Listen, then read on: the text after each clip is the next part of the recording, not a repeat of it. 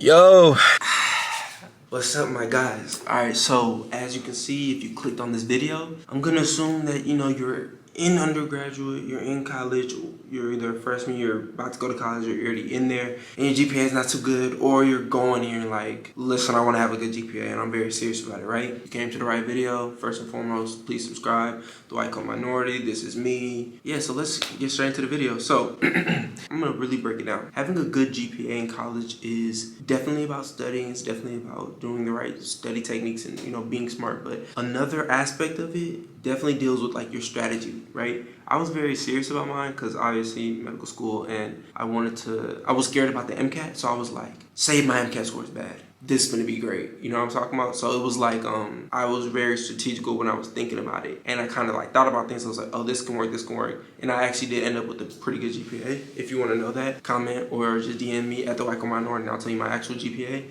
It was above a 3.8, so if that's good to you, pretty good to me, but it was above that.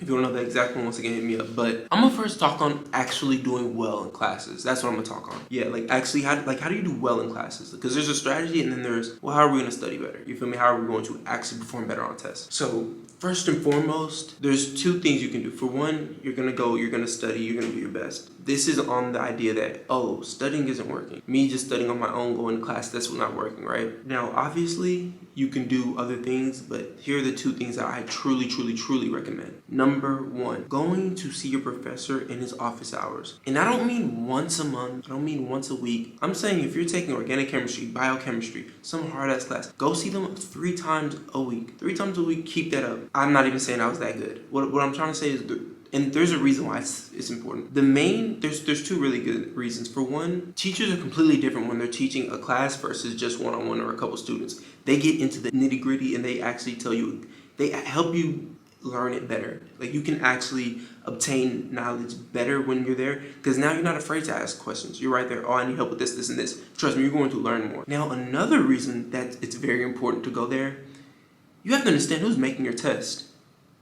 Your teacher. So if you ask a question, say you ask, oh, when can atoms, when does it not matter for their octet? When does it matter for them to have 8, right? The teacher has already made the test. The teacher knows what they're gonna test you on. So no matter what, subconsciously, in the back of their mind, when you ask a question like that, if there's a test question like that, or if it's even related at all, they're gonna go, oh, well, boron specifically. Now you might have a slight advantage. You know what I'm saying? They might, like, it's almost hard for them not to zoom in on the things that they're gonna actually talk about, or the things that they care about. Like, as a teacher, you're making a test and you're testing them on things you care about. So when you're teaching somebody close to you, you're gonna teach them on things you care about. You get what I'm saying? So you'll be knowing, it'll help you in regards to tests, because you'll know what's important and what's not.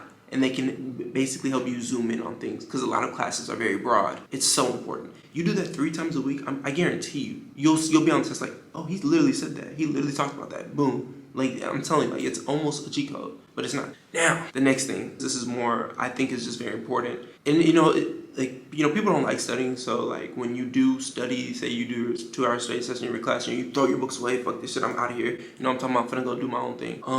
But I really emphasize studying from different resources. Here are different resources. Your teacher, that's you studying. You doing independent study with the textbook, maybe he was doing PowerPoint, different resources. You going to a study session group, and after like a TA's study group, that's 3 different resources. You're learning the same material from 3 different aspects. Trust me, that's gonna help you on the test, I guarantee it. And then on top of that, these study sessions, a lot of times it's gonna be smart kids going there, right? Kids who really wanna do well with their grades. If you lock in with them, you can y'all can make study groups yourself. And then when it comes to tests, y'all can help each other. And there's like this saying, birds of a feather flock together. And I hate to say it, like when I was in lab, even if my friend was there and I'm like, yo, you're my partner for real. I fucks with you, man. You my brother, but you're not as smart as them. I'm gonna say I got you, but I'm gonna go with them because iron sharpens iron. So if you're with a whole bunch of smart people, you're studying with smart people, they're all getting A's. Even if you're getting C's, by the next test, trust me, you're just naturally gonna get a B. Birds of a feather flock together. Be around smart people. I know your friends. I know it's fun to be in class with your friends. I get that. Go to the front where the smart people at. I'm telling you, just being around them, you're gonna hear the questions closer. You're gonna be like, oh, that's what he's talking about. Like, if you know somebody smarter than you, go study with them. I know it's crazy, but ask them. Smart people like to study. Like, smart people, they're gonna, oh, yeah, you can study with me as long as you're not, it's cool. But birds of a feather flock together. So how do you link with these smart people? Because you can't just ask them. That's weird. Go to a study session. Not only are you getting information from the study session and maybe review work, now you can maybe go to a study session with them and their friends. Trust me, you're gonna do better. I promise you. That's how you do better, in a sense of like, I want my GPA to be better. I want to study. I want to learn better. I want to be more geared. I want to learn better. Not only here, like school study session, like now I know the information, but now I'm studying towards the test, and that comes with linking with your professor and having your questions ready. Now I'm more geared towards the test, and I know more because with all these resources, you're just gonna know more. The knowledge will be more fluid. You'll be thinking faster. I promise you. Now, this is when we get into the strategy. So you have to really understand. I was really understanding GPA. 1B will destroy GPA. 1C, I've never gotten one of those. I don't do it.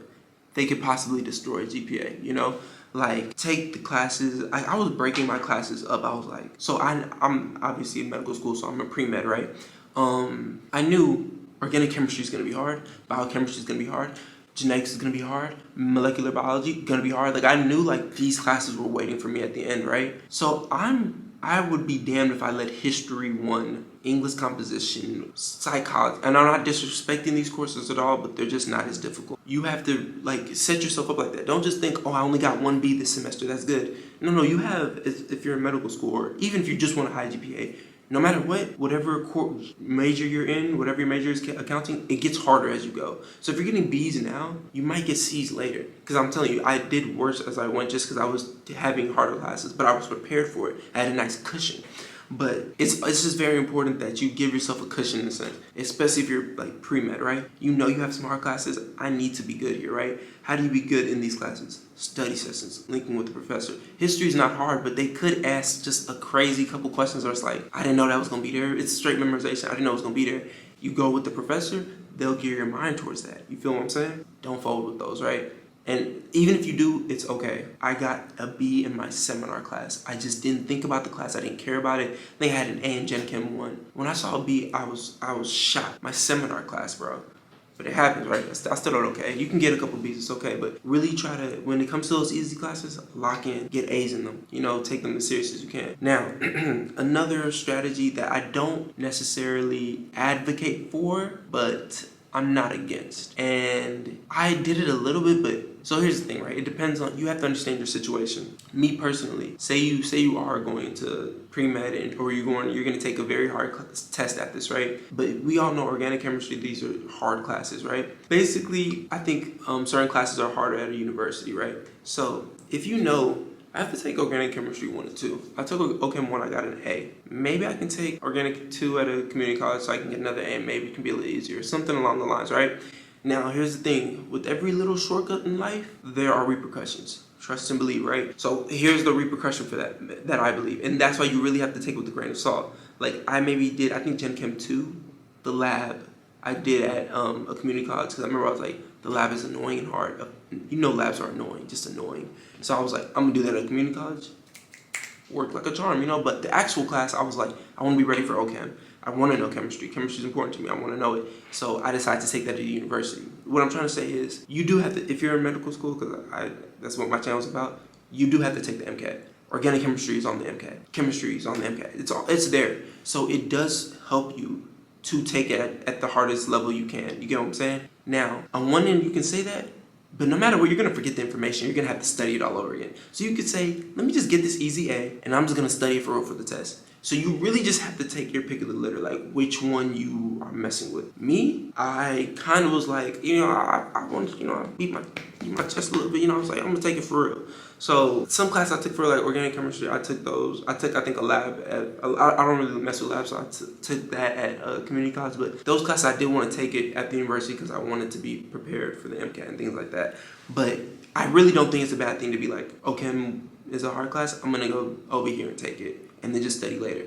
Now, don't do that for all of them. You can't go genetics, OChem, biology, you can't choose all your hard classes and go to ACC. No, people are gonna notice that, and that's you're cheating yourself. You still want to learn the information. You have to choose maybe one or two that you're really scared about. You know what I'm saying? But that's how you use a strategy. Don't just take these classes one by one, like just going through the motions. Really think about it. Like, how am I going to put myself in the best position to succeed and have an overall, like you want a 3.9 at the end. Amazing. That's a great one to me. 3.9. That's where you want to be at the end. So really, you got to really think about it for yourself. And if you want to ask me more questions, please do, because obviously I'm giving a vague overstatement of what it is and what it isn't. But go into the comments, hit me up personally on IG at the White Coat Minority.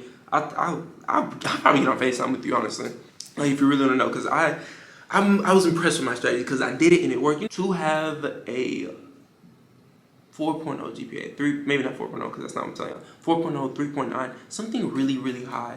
Like something that's like yo, I went to university, I got A's. You have to lock in on the easy classes. History, you can't begin to be. It might look simple when that one B surrounded by 5 A's, but you do that, these B's add up. Now you got 10 B's your whole college career.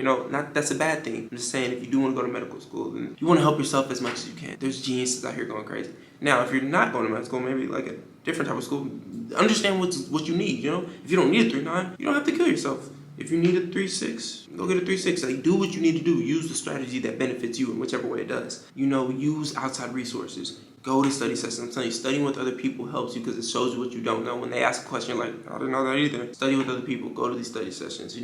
Outside resources, whatever you can find. Study with people who are smarter than you. Bring yourself down. There are plenty of people who are smarter than you, plenty of people smarter than me. Be with them. You don't want to be the smartest in your group. You're not learning anything. All you're doing is teaching others. That's all you're doing. You're just honing in on the knowledge you know. You're not gaining anything. Be in a group where you can teach others, you can learn from others. That's what you want to do. Now, when it comes to strategy, you might want to choose a community college if nobody's gotten an A in this one class. This is the only time I want to do it.